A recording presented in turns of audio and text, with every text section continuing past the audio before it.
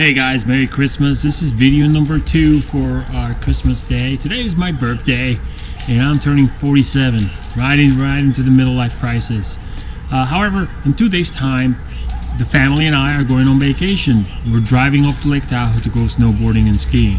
So I took the opportunity to justify myself into getting a roof rack and all the appliances to travel with the skis and snowboards. Now of course, I could have done this with some lightweight Thule or Yakima bars, which I already had, and some brackets, but I thought, no, I want to put a roof rack in my car that can actually scale. If I ever wanted to go overlanding and put a roof tent on, I could do that with.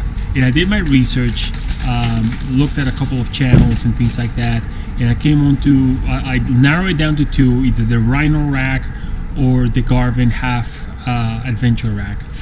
And in the end, I went with the Garvin Half Adventure Half rack, and mostly there's 2 things that I like about it. And the first one is the price. It is almost half the price of the Rhino rack. And number 2, there's no drilling on my hardtop. And I think that based on my level of skill and what I'm willing to do, I thought that was the same decision for me. I have to say, I had already seen the Garvin Adventure Half rack on another Jeep that I was going to buy before this. I bought this one and I was impressed by it, and that gentleman had a roof tent that he was using on it, so I know it works and I know it's reliable. Sure, people don't necessarily like that, as you can see from back here. You know, you gotta go down with this member all the way down here, but I can get over it. And the other thing is that obviously, because of this bracket right here, I can always take it out and store it if I don't like it.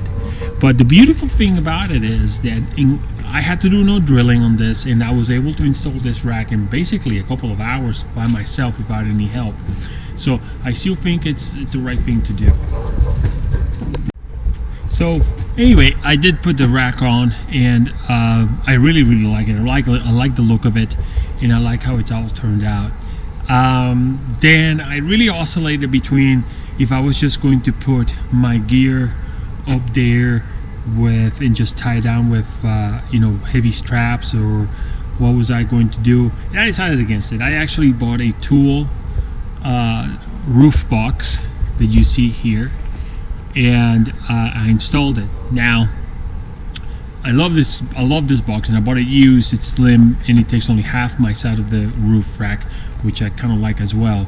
But obviously these tubes are about 2 inches. The Garvin Adventure Half rack comes with 2+ inch tubular design, and the Thule rack was not meant to do that.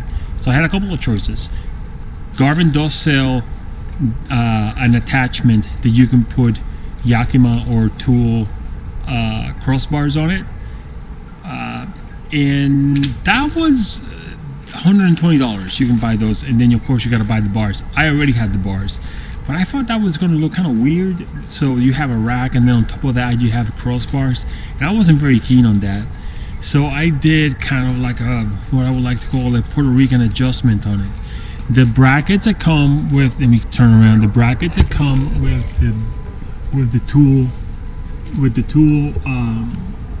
roof rack are not wide enough to go all the way across of the bar. And I thought, well, that is, that could be kind of dodgy, and I don't know what that's going to do. I don't know if it's going to hold up. And I have 1,000 miles to travel, 500 there, 500 back.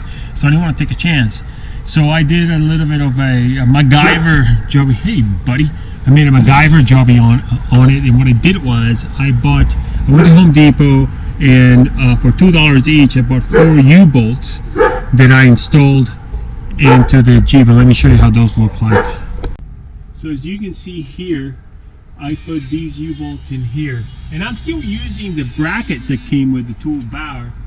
I just went ahead and installed those for reinforcements. I know that they're going to be staying in there, and that's not going to be an issue, and it's just reinforcing them. So that looks like it's going to do the jobby there, right there. So pretty much happy with that. I got a couple things that I got for Christmas. I did get these steps that I'm already using, as you can see, and I really love.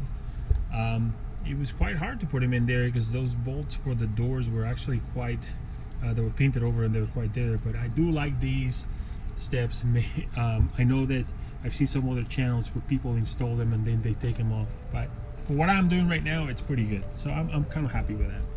I was doing those modifications to the roof rack and adjusting it, and it's all turned out all right. Now time will tell if that holds up, but I actually think it's going to hold up just fine.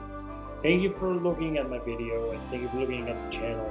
Please put your comments about what you think about my modifications, and I hope you have a wonderful rest of the Christmas and New Year, and hope to see you in 2020.